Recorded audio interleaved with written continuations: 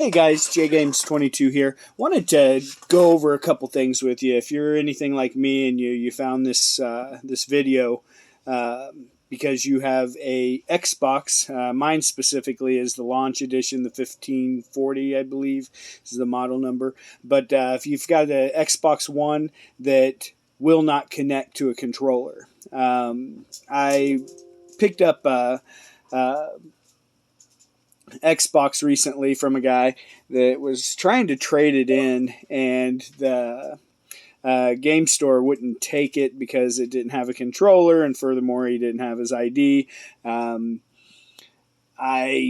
ran into him in the parking lot after listening to the conversation and asked him what he was wanting for the game, or for the system. He basically tried to get about 50, and we ended up negotiating and settling at about $30 because, as I told him, hey, I don't know if it works, and yada yada yada. So I thought, hey, great deal. Well, sure enough, when I get it home, it didn't have a controller, but I get it home and I hook up one of my controllers and the darn thing doesn't connect.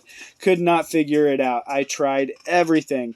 I replaced the RF switch, or the RF card in it, the ribbon cable in the front, the control chip at the front of it as well. Nothing worked, and I probably opened this thing up 3-4 times.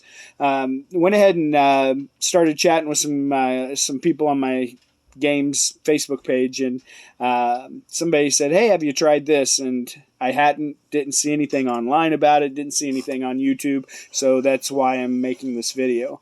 But basically, just to give you a quick picture, this is the unit, and what would happen is when I push the sync button on the side over here, nothing would happen. It stayed solid. The unit would boot up, everything. I mean, everything worked fine. It reads a disc, the whole 9 yards. It just would not sync. So then I thought, okay, well, we'll just plug it in through USB, right? Put that in, wouldn't work. And the craziest thing is even though I had it plugged in and everything, when I hit the power button, it would turn it on. But after boot, it would not sync. It would not control anything. Like I said, I probably opened this thing up 3 or 4 times, replacing stuff inside, and none of that actually made any difference. So what I ended up doing, let me flip you back over here. What I ended up doing is somebody had recommended plugging a USB keyboard into the unit. And that's something I hadn't tried, and sure enough, I plugged the keyboard into the back of the unit, left the controller plugged into the side port, and once I was able to do that, I could get into my system settings and update it. As soon as I updated it, controller worked, everything was fixed. So, like I said, there's a couple of issues that I did run into out on the web that had to do with controller not syncing. One of them was a bad ribbon cable in the front, therefore the button wasn't working. The other that I had run into was the Bluetooth Wi-Fi chip or board in the top had gone bad. And the last thing I just tried was I think they call it a PCB board on the front of the unit that the ribbon cable plugs into.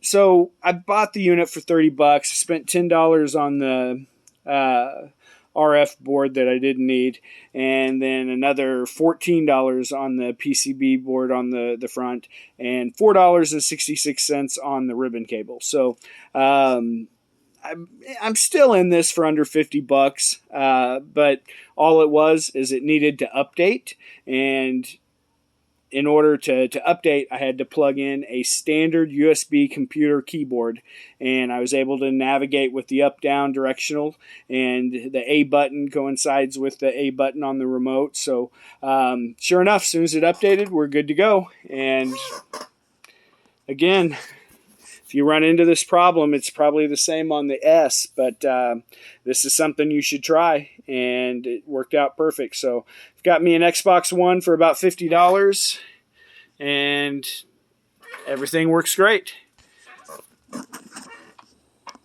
If you like this video, like and subscribe. I'll certainly be on there often, sharing knowledge or trying to dig up a little bit from you guys. So enjoy gaming, guys. Take care.